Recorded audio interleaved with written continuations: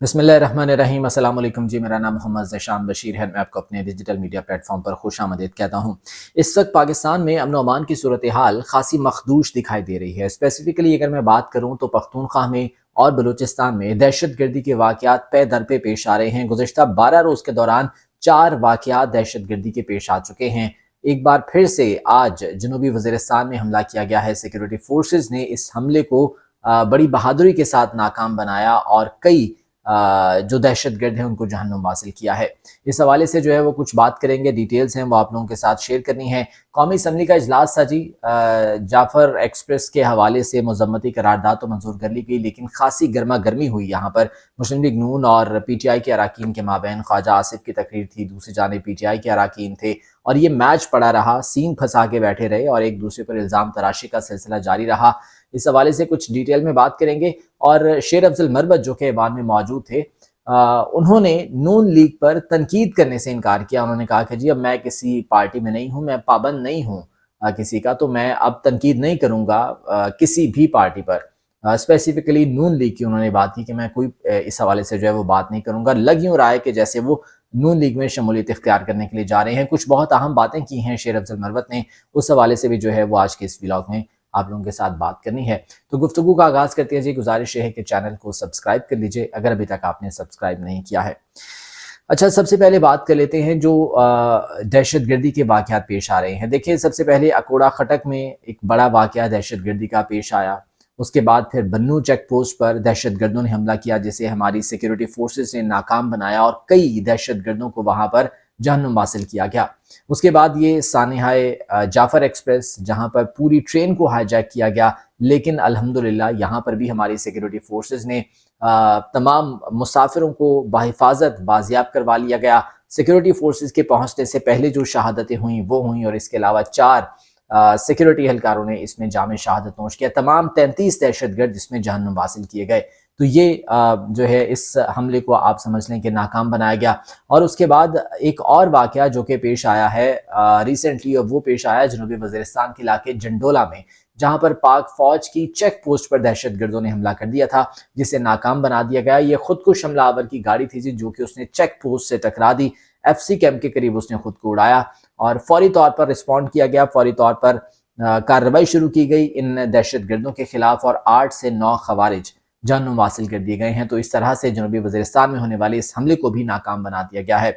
तो आज का ये हमला मिलाकर गुज़िश्ता 12 दिन की अगर बात करें ना, तो इस वक्त हम देख रहे हैं कि पे दर पे ये दहशतगर्दी के वाक़यात पेश आ रहे हैं और 2 बॉर्डर्स को इस वक्त निशाना बनाया जा रहा है। पख्तूनख्वा में जो बॉर्डर है, वहाँ से दहशतगर्द मुमकिना तौर पर एंटर हो रहे हैं पाकिस्तान में, वहाँ पर निशाना बनाया जा रहा है। और इसके अलावा बलूचिस्तान में इंक्लूडिंग ये जो इंतहा पसंद तंजीमें हैं या अलहदगी पसंद तंजीमें हैं, BLA मजीद ब्रिगेड या दीगर तंजीमें हो गई, इन तमाम की जानिब से दहशत गर्दी की जा रही है। तो ये 2 सूबे इस वक्त हाई अलर्ट पर हैं।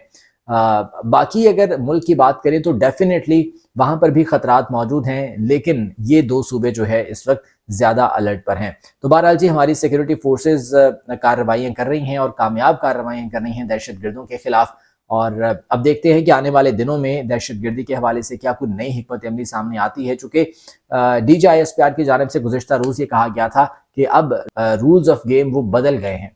तो अब क्या इस हवाले से नई स्ट्रेटजी बनाई जाती है, हिकमत अमली बनाई जाती है, इसका इंतज़ार रहेगा।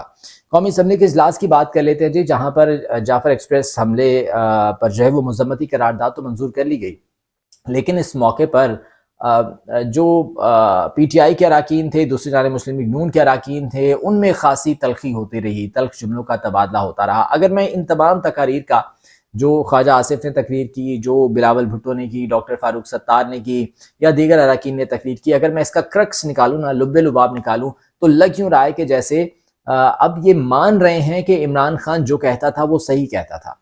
ये मुझे लगा, मेरी ज़ाती ये राय है उन तकरीरों का लुब्बे लुबाब अगर मैं आपको ये बताऊं तो। ख्वाजा आसिफ साहब ने जनाब यहाँ पर बात शुरू की और उन्होंने एक तो PTI को बड़ी तनकीद का निशाना बनाया। पहले तो उन्होंने कहा कि पूरी कौम दहशतगर्दी के खिलाफ पाक फौज के साथ खड़ी है। गुज़िश्ता 3 दिन से जाफर एक्सप्रेस वाला वाक़या अफसोसनाक और ये सूरत हाल इंतहाई अफसोसनाक रही, जिसे हमारी افواج نے بڑے سانحے میں تبدیل ہونے سے بچایا، ورنہ خدا نہ خاصہ بڑے پیمانوں پر شہریوں کی اموات ہو سکتی تھیں، یہ انہوں نے کہا۔ پھر کہتے ہیں کہ عوام کو اپنی فوج پر فخر ہے، لیکن افسوس اس بات کا بھی ہے کہ تحریک انصاف کے سوشل میڈیا اکاؤنٹ سے اس معاملے پر پروپیگنڈا کیا گیا۔ خواجہ آصف صاحب کی جانب سے کہا گیا، کہتے ہیں جی پی ٹی آئی والے یہ کہتے رہے کہ یرغمالیوں کو دہشت گردوں نے خود چھوڑا۔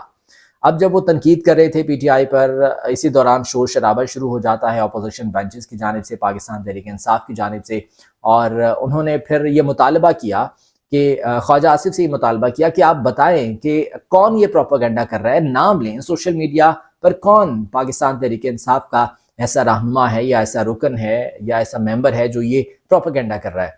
تو خواجہ آصف صاحب کہتے ہیں کہ نہیں جی، میں نام ان کا نہیں لوں گا، ایوان کا تقدس جو ہے وہ مجروح ہوتا ہے۔ تو محترم خواجہ آصف صاحب، وفاقی وزیر دفاع صاحب، آپ ہی قمر جاوید باجوہ صاحب کا نام اسی فلور پر کھڑے ہو کر جب آپ اپوزیشن میں تھے تو لیتے ہوتے تھے اور کہتے تھے کہ جی کارروائی ہونی چاہیے۔ جب آپ اپوزیشن میں تھے تو آپ اسی فلور پر کھڑے ہو کر فیض حمید کا نام لیتے تھے اور کہتے تھے کہ جی کارروائی ہونی چاہیے، تنقید کا نشانہ بناتے تھے۔ اسی فلور پر کھڑے ہو کر کلبھوشن یادو کا نام لیا جاتا تھا، تب ایوان کا تقدس مجروح نہیں ہوتا تھا۔ آج اگر آپ ٹرولرز کا نام آپ سے مطالبہ کیا جا رہا ہے کہ جو ٹرول کرتے ہیں ان کا نام بتا دیں، تو آپ کہتے ہیں جی ایوان کا تقدس مجروح ہوتا ہے۔ پھر جناب عمر ایوب کا نام لیے بغیر خواجہ آصف صاحب نے کہا کہ ایوان میں ایک شخص ہمیں تانا دیتا ہے کہ ہم فارم 47 کی پیداوار ہیں۔ اس شخص کے بزرگوں نے پاکستان کے آئین کو پہلی بار توڑا، آمریت قائم کی، قوانین کی دھجیاں بکھیریں، لوگوں نے ان کے حقوق چھین لیے، کیا یہ اپنا ماضی بھول چکے ہیں؟ یہ عمر ایوب پر وہ تنقید کر رہے تھے خواجہ آصف صاحب۔ انہوں نے کہا کہ بحیثیت سیاسی جماعت، اب یہ جو میں بات کر رہا تھا نا کہ مجھے ان تقریر سے لگا کہ یہ جو بات کر رہے ہیں یہ وہی بات ہے جو عمران خان کرتے رہے ہیں۔ تب یہ مخالفت کرتے تھے عمران خان کی کہ جی عمران خان یہ کیا باتیں کر رہا ہے، آج وہی بات خود سے دہرا رہے ہیں۔ کہتے ہیں کہ بحیثیت سیاسی جماعت ہم سب کو 77 سال کی غلطیوں کا اعتراف کرنا ہوگا، تبھی ہم آگے بڑھ سکتے ہیں، یہ انہوں نے کہا۔ اور مور اور لیس یہی بات عمران خان کرتا ہوتا تھا کہ جی ہم سب جب تک اپنی غلطیوں کا اعتراف نہیں کریں گے تب تک ہم آگے نہیں بڑھ سکتے۔ ہمیں ماننا ہے کہ ہم نے گزشتہ 77 سالوں میں بہت غلطیاں کی ہیں، سیاسی لوگوں نے بہت غلطیاں کی ہیں، سیاسی لوگ اپنے مفاد کی خاطر کسی اور جانب نظریں کر کے بیٹھے ہوتے ہیں، تو سب کو یہ ماننا پڑے گا۔ آج خواجہ آصف بھی یہی بات کر رہے ہیں۔ بلاول بھٹو نے تقریر کی، انہوں نے بھی جو ہے وہ یہ بات کی کہ جی national action plan Nawaz Sharif نے بنایا تھا، شہباز شریف اب نیشنل ایکشن پلان 2 کیوں نہیں بناتے۔ ڈاکٹر فاروق ستار نے تقریر کی، انہوں نے بھی یہی کہا کہ جی ہمیں دوبارہ سے نظر ثانی کرنا ہوگی نیشنل ایکشن پلان کے حوالے سے۔ یہ تمام تقاریر جو ہے وہ ہوتی رہیں۔ اسد کیسر صاحب نے پھر بہرحال رسپونڈ کیا خواجہ آصف صاحب کو، اور انہوں نے کہا کہ وزیر دفاع کے دماغ پر تحریک انصاف اور سوشل میڈیا سوار ہے، اگر ان میں اخلاقی جرت ہوتی تو اتنے بڑے سانحے پر مستعفی ہو جاتے۔ کہتے ہیں کہ یہ سب کچھ پی ٹی آئی کی وجہ سے نہیں بلکہ آپ کی نااہلی کی وجہ سے ہو رہا ہے۔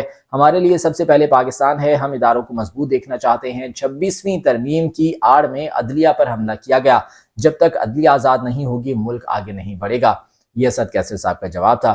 مزید انہوں نے کہا کہ جی ملک میں اس وقت نہ آئین ہے، نہ قانون، اور نہ ہی اداروں کی عزت ہے۔ ان کے نمائندے اس کام میں لگے ہوئے ہیں کہ کس طرح سے پی ٹی آئی کو ختم کیا جائے۔ میں نے گزشتہ روز آپ سے عرض کی تھی نا اپنے ویلاگ میں کہ اس وقت تمام تر انرجی شہباز شریف صاحب کی اور پوری کابینہ کی اور ساری حکومت کی اس پر صرف ہو رہی ہے کہ کیسے پی ٹی آئی کو خاموش کروایا جائے، کیسے عمران خان کو خاموش کروایا جائے، بجائے اس کے کہ جو اصل مسائل ہیں، جو ریئل ایشوز ہیں اس ملک کے، جو کہ دہشت گردی بھی ہے، جو کہ مہنگائی بھی ہے، جو کہ بے روزگاری بھی ہے، جو کہ دیگر مسائل ہیں، ان کی جانب نہیں ہے ان کی توجہ۔ ساری انرجی تو کہیں اور ہی اپنی ضائع کر رہے ہیں، ویسٹ کر رہے ہیں۔ اور آپ دیکھ لیں کہ یہ جب سانحہ جعفر ایکسپریس جب پیش آیا تھا تو تب یہ تمام وزراء کابینہ کے لوگ انکلوڈنگ شہباز شریف صاحب سن بٹا سن یہ سب پورا سناٹا تھا۔ اور اب جب آئی ایس پی آر کی جانب سے یہ اعلان کر دیا گیا کہ جی آپریشن کامیاب ہو گیا ہے، تمام یرغمالی کو رہا کروا لیا گیا ہے، تو اب یہ آ گئے ہیں بڑھ کے مارنے کے لیے۔ اب یہ اسمبلی کے فلور پر کھڑے ہو کر بڑھ کے مار رہے ہیں۔ وزیر اعظم صاحب بھی گئے ہوئے تھے کوئٹہ، وہاں پر بھی انہوں نے اجلاس کی صدارت کی، وہاں پر بھی انہوں نے اسی قسم کی باتیں کی ہیں کہ ہمیں جو ہے وہ دہشت گردی کے خلاف سینہ سپر اپنی فوج کے ساتھ کھڑے ہیں۔ ساتھ ہی انہوں نے پی ٹی آئی کو بھی تنقید کا نشانہ بنایا۔ تو اس وقت تمام حکومتی اراکین، تمام وزراء یہی کام کر رہے ہیں۔ خیر، اسد کیسر صاحب نے مزید کہا کہ جی دونوں صوبوں میں، پختونخوا اور بلوچستان کی وہ بات کر رہے تھے، دونوں صوبوں میں امن و امان کی صورتحال کو بہتر بنانا ہوگا۔ آپ جان بوجھ کر چھوٹے صوبوں کو محروم رکھ رہے ہیں. یہ ان کی جانب سے جو ہے وہ بات کی گئی. اچھا یہ جو الزام عائد کیا گیا نا پاکستان تحریک انصاف پہ کہ جناب ان کے اکاؤنٹ سے جھوٹا پروپیگنڈا کیا جاتا رہا، اس کا جواب سلمان اکرم راجہ صاحب نے بھی دیا ہے، اور ایک انٹرویو میں بھی انہوں نے بات کی، باقاعدہ ان کا سٹیٹمنٹ یہ سامنے آیا اور انہوں نے یہ کہا کہ یہ جو بھی ٹویٹس کیے جا رہے ہیں جعفر ایکسپریس واقعے کے حوالے سے، جتنے بھی غیر اخلاقی ٹویٹس ہیں ان سے پاکستان تحریک انصاف کا کوئی تعلق نہیں ہے. انہوں نے کہا کہ پاکستان تحریک انصاف وہ واحد جماعت ہے جس نے پاکستان کو جوڑ رکھا ہے. ہم تمام صوبوں میں امن چاہتے ہیں، جب تک آئین کی بالادستی نہیں ہوگی تب تک ملک میں امن نہیں آئے گا. پھر وہ کہتے ہیں کہ پی ٹی آئی لاکھوں اکاؤنٹس کو کنٹرول نہیں کر سکتی. سوشل میڈیا اکاؤنٹس کی بات کر رہے ہیں کہ لاکھوں اکاؤنٹس کو ہم کنٹرول نہیں کر سکتے. کچھ لوگوں کو پی ٹی آئی کا لبادہ پہنا کر ان سے ٹویٹس کروائی جاتی ہیں. پلانٹڈ لوگ ہوتے ہیں یہ، جو کہ یہ ٹویٹس کرتے ہیں، جو کہ یہ جھوٹا پروپیگنڈا کرتے ہیں، اور بعد میں ان کو جواز بنا کر، ان کو بیس بنا کر پوری پی ٹی آئی کو نشانہ بنایا جاتا ہے، پوری پی ٹی آئی کے خلاف جو ہے وہ کارروائی کی جاتی ہے. یہ سلمان اکرم راجہ صاحب نے جو ہے وہ بات کی. تو یہ جو ہے وہ صورتحال رہی قومی اسمبلی میں. اچھا شیر افضل مروت آج بڑا وہ جوش میں تھے جی، ایکشن میں تھے. ایک تو انہوں نے خواجہ آصف صاحب سے ملاقات کی، ان کے چیمبر میں جا کر ان سے جو ہے وہ 1 to 1 ان کی ملاقات تھی، اور یہ ملاقات کوئی پہلی دفعہ نہیں تھی. شیر افضل مروت نے اس وقت بھی ملاقات کی تھی جب عمران خان نے انہیں قائمہ کمیٹی چیئرمین کے لیے نامزد کیا تھا نا، تب بھی یہ حمایت لینے کے لیے خواجہ آصف صاحب کے پاس گئے تھے کہ جی قائمہ کمیٹی کا چیئرمین میں بننا چاہ رہا ہوں، تو اس حوالے سے حمایت جو ہے وہ درکار ہے. تو آج پھر وہ قومی اسمبلی کے اجلاس میں وہ موجود تھے اور انہوں نے وہ بات کی. کہتے ہیں کہ خواجہ آصف سے میری ملاقات ہوئی ہے اور آج کے بعد میں نون لیگ کے خلاف کوئی بات نہیں کروں گا. یہ ان کی جانب سے بہرحال کہا گیا ہے کہ میں نون لیگ کے خلاف کوئی بات نہیں کروں گا. ان کی باتوں سے تو لگ ہی رہا ہے کہ ممکنہ طور پر شاید وہ نون لیگ میں شامل ہونے کے لیے جا رہے ہیں باقاعدہ طور پر، لیکن ابھی کچھ اس حوالے سے کنفرم نہیں کیا جا سکتا. پھر اچھا میں آپ کو بتاؤں کہ یہی شیر افضل مروت تھے جو یہ کہا کرتے تھے کہ میری تو کوئی وقت نہیں تھی کہ میں ایم این اے بنتا، میری کوئی وقت نہیں تھی کہ میں الیکشن جیت کر اسمبلی میں آتا، یہ تو میں عمران خان کے نام کی وجہ سے آج اسمبلی میں موجود ہوں. اور آج وہی شیر افضل مروت ہے جو کہ پاکستان تحریک انصاف کے نام پر، عمران خان کے نام پر الیکٹ ہو کر، عمران خان کے نام کا ووٹ لے کر ایم این اے بن کر اسمبلی میں بیٹھا ہے، اور آج وہ نون لیگ کی حمایت میں بول رہا ہے، اور وہ یہ کہہ رہا ہے کہ جی میں نون لیگ کے خلاف کوئی بات نہیں کروں گا. تو پھر کہتے ہیں کہ جی پی ٹی آئی نے تو مجھے نکال دیا ہے، اس لیے اب مجھ پر کسی قسم کی کوئی پابندی نہیں ہے، میں جس سے مرضی ملاقات کروں، جس سے مرضی بات کروں. یہ انہوں نے قومی اسمبلی کے فلور پر جو ہے وہ کھڑے ہو کر بات کی. اچھا اس کے علاوہ جو ہے انہوں نے اس سانحے کے حوالے سے بات کرتے ہوئے کہا کہ کب تک صرف مذمتی قراردادیں پیش کی جاتی رہیں گی، سروسز چیفز کو بلائیں اور ان سے پوچھیں کہ 2 ماہ کے لیے پالیسیاں بنتی ہیں، تمام ایجنسیوں کی جانب سے سیاستدانوں کو ڈرایا دھمکایا جاتا ہے. یہ شیر افضل مروت کہہ رہے ہیں. انہوں نے کہا کہ باجوہ خوشی میں آزاد پھر رہا ہے، کشمیر کا سودا اس شخص نے کیا، فیض کے ذریعے اس نے آپ کو جیلوں میں ڈلوایا، پی ٹی آئی کی پیٹھ میں بھی اس نے چھرا گھونپا، فیض کو آپ نے جیل میں ڈالا، اچھا کیا، باجوہ کو بھی ڈالو، اس لیے کوئی کچھ نہیں کر سکتا کیونکہ وہ سابق آرمی چیف ہے. یہ شیر افضل مروت نے جو ہے وہ آج باتیں کی اور بڑا کھل کے وہ انہوں نے اس حوالے سے بات کی ہے. تو یہ جناب قومی اسمبلی کے اجلاس کی صورتحال رہی ہے. اور وزیر اعظم صاحب جیسا کہ میں نے آپ کو بتایا کہ وہ بلوچستان گئے تھے، کوئٹہ گئے تھے، وہاں پر انہوں نے اجلاس کی صدارت کی ہے. امن و امان کے حوالے سے میر سرفراز بگٹی جو وزیر اعلیٰ بلوچستان ہیں وہ وہاں پر موجود تھے، دیگر اعلیٰ حکام وہاں پر موجود تھے، اور ایک نئی حکمت عملی بنائی جا رہی ہے، ایک اسٹریٹجی بنائی جا رہی ہے. اور ڈیفینیٹلی جو ہماری سیکیورٹی ایجنسیز ہیں وہ بھی اس پر آن بورڈ ہیں. اب اس حوالے سے کیا حکمت عملی بنائی جاتی ہے نیشنل ایکشن پلان کے حوالے سے، کیا اس کو آگے ایکسٹینڈ کیا جاتا ہے یا کوئی نیشنل ایکشن پلان 2 بنایا جاتا ہے، اس چیز کا انتظار رہے گا. کیونکہ اس وقت جو امن و امان کی صورتحال ہے نا وہ اس چیز کے متقاضی ہے کہ فوری طور پر اس حوالے سے اقدامات اٹھائے جا سکیں اس سے پہلے کہ یہ دہشت گردی ملک کے دیگر حصوں تک پہنچے. آج کے بلاگ سے مجھے اجازت دیجیے، اللہ نے کے بعد.